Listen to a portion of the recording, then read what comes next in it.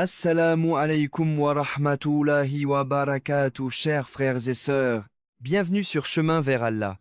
Avant de commencer, n'oubliez pas d'appuyer sur le bouton j'aime.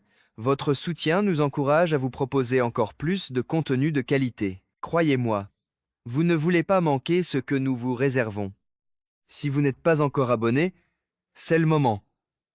Activez la cloche de notification pour être parmi les premiers informés de la sortie de nouvelles vidéos riches en enseignements sur la foi islamique. Partagez avec vos proches et laissez un commentaire ci-dessous pour me faire part de vos impressions. Vos commentaires comptent beaucoup pour nous. Merci d'être là. Et croyez-moi, la suite pourrait surprendre même ceux qui pensent déjà tout savoir. Écris en commentaire qu'Allah guide mon cœur pour continuer avec une intention sincère. Aujourd'hui, beaucoup disent « ce n'est pas de l'alcool, c'est naturel, ça aide contre le stress ».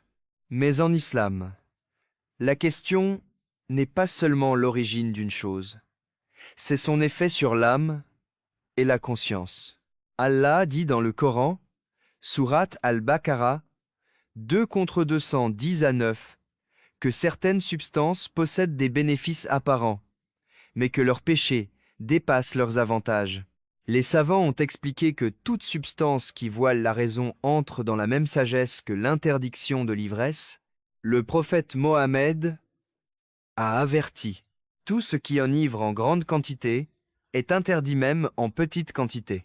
Beaucoup ignorent que l'objectif de l'islam est la protection de 5 choses essentielles, dont l'intellect, aql, dit en commentaire « Je protège mon esprit. Si tu comprends l'importance de cette sagesse, reste attentif, car l'histoire suivante va peut-être te rappeler quelqu'un. »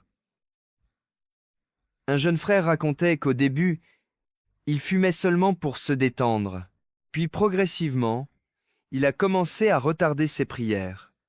Ensuite, il ne ressentait plus la même concentration dans le Coran. Il disait « Je savais que je faisais encore mes actes religieux, mais mon cœur était devenu lourd. » Des imams témoignent que beaucoup de jeunes viennent demander de l'aide non pas parce qu'ils ont quitté l'islam, mais parce qu'ils ne ressentent plus rien spirituellement. Le danger n'est pas toujours visible immédiatement. Shaitan agit souvent lentement. Allah dit dans le Coran que Shaitan avance par étapes. Écrit « Qu'Allah protège mon cœur. Si tu veux rester vigilant, ne pars pas maintenant. » Car la prochaine partie révèle pourquoi certains pensent malgré tout que le cannabis serait permis. Certains affirment ce n'est pas explicitement nommé dans le Coran, mais beaucoup de règles islamiques reposent sur des principes généraux. Les juristes musulmans ont établi que toute substance altérant la lucidité entre dans la catégorie des intoxicants. Des savants classiques ont déjà discuté du hashish des siècles avant notre époque et ont conclu qu'il partageait la même cause juridique que l'ivresse. Pourquoi? Parce que l'islam protège la conscience, qui est le lien direct entre le serviteur et Allah. Dit en commentaire « Je cherche la sagesse, pas les excuses. Reste jusqu'à la prochaine partie, car peu de gens connaissent les conséquences spirituelles invisibles. Certains pensent que le péché agit seulement extérieurement, mais les savants expliquent que chaque acte laisse une trace sur le cœur. Le prophète Mohammed a enseigné que lorsqu'une personne commet une faute, un point noir apparaît sur le cœur jusqu'à ce qu'elle se repente. Beaucoup témoignent d'une perte de motivation pour la prière, d'une difficulté à ressentir le dhikr et d'un éloignement progressif. Le danger réel n'est pas seulement physique, il est spirituel. Et Shaitan préfère un éloignement lent plutôt qu'une chute brutale. Écris maintenant « Ya Allah, purifie mon cœur ». Car la prochaine partie contient une porte d'espoir que beaucoup ignorent. Même si quelqu'un est tombé dans une habitude, Allah laisse toujours la porte ouverte. Allah dit « Ô mes serviteurs qui avez commis des excès contre vous-mêmes, ne désespérez pas de la miséricorde d'Allah. » Sourate Az-Zumar 39 contre 53. Des témoignages montrent que ceux qui arrêtent pour Allah ressentent une paix intérieure nouvelle. Le repentir sincère transforme les fautes en bonnes actions. Commence petit. Une intention sincère, une prière, une demande d'aide. Écris. Je choisis Allah aujourd'hui. Reste encore quelques instants. Car la conclusion pourrait changer ta manière de voir tes choix quotidiens. La vraie question n'est pas seulement « est-ce permis ou interdit ?» La vraie question est « est-ce que cela me rapproche d'Allah ou m'en éloigne ?»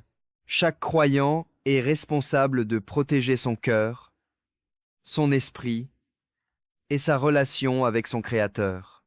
Peut être que cette vidéo était un rappel exactement au moment où tu en avais besoin. Réponds honnêtement en commentaire. Penses-tu que cette habitude rapproche ou éloigne d'Allah? Ton avis peut aider quelqu'un d'autre à réfléchir. Si cette vidéo t'a apporté un rappel bénéfique, prends une seconde maintenant, aime la vidéo, partage-la avec une personne qui pourrait en avoir besoin, abonne-toi pour ne pas manquer les prochains rappels. Votre soutien contribue grandement à diffuser le message et à développer cette communauté. Barakallahu fikoum. N'oubliez pas que notre chaîne s'appelle Chemin vers Allah. Écris en commentaire. Qu'Allah nous guide tous, car seuls ceux qui agissent après avoir appris font vraiment partie des réussissants. Et rappelle-toi, seul 1% des gens appliquent réellement ce qu'ils entendent. Seras-tu parmi eux?